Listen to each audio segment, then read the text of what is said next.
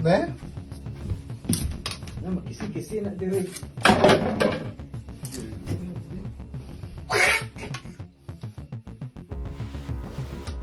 Ay, halam mo lang. Manakon din. Panakon gani. Yung kuan. Lawa, oo. Isa sa Jason na rin. Dukog brane. Kahit na kuan stick kay para mapuot sila. Alam mo, sulod. Sulod. Or basin mo kuan eh, water snake. Ganahan mo sulod yun. Are, ani, gawas ang ulo. Na! Suga! Panakon na Drums. Ay, panakon yun! Uy, banakon siya Drums. Hala, may ragyot mo ang Panakon siya bando. Kumprami! Hala! Sarap, Anthony! New Fear Unlocked. Ito ang naging reaksyon ng ilang bisita matapos ang isang nakakapangilabot na insidente sa isang private resort sa Don Salvador Benedicto, Negros Occidental, kung saan isang ahas ang biglang lumitaw sa mismong inidoro ng kanilang tinutuluyang kwarto.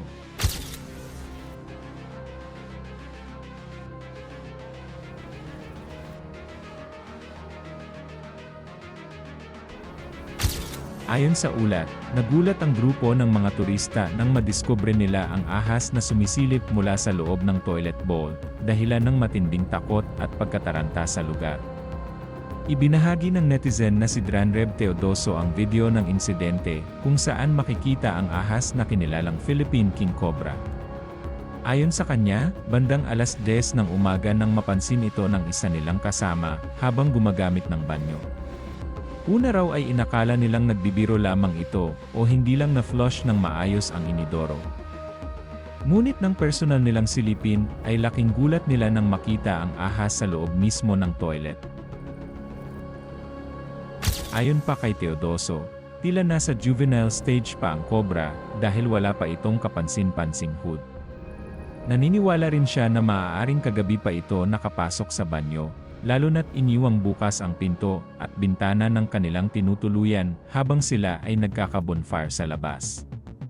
Wala rin umanong nakakapansin dahil hindi nila agad binubuksan ang ilaw sa banyo noong gabi.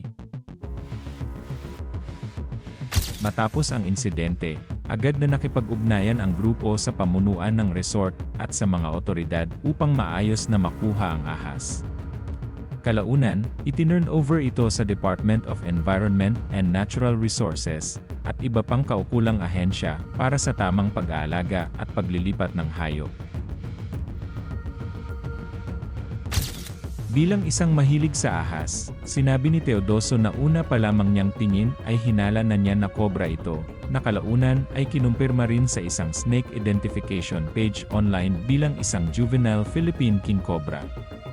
Sa kabila ng nakakatakot na karanasan, naging maayos naman ang pagresponde ng resort at ng mga otoridad upang matiyak ang kaligtasan ng lahat ng bisita sa lugar.